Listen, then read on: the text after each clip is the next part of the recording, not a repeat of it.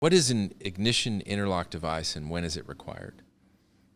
Ignition interlock device is a device that's in your car, a breath test that you blow in periodically. It'll buzz or beep. Many of them are equipped now with GPS camera, and so some folks on a first offense that almost never applies.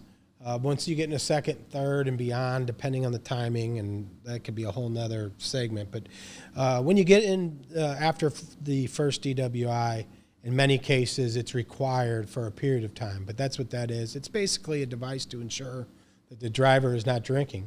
Anytime that car is in operation, it could beep, and then you are required to blow into the device to that there's no alcohol consumption or on your breath.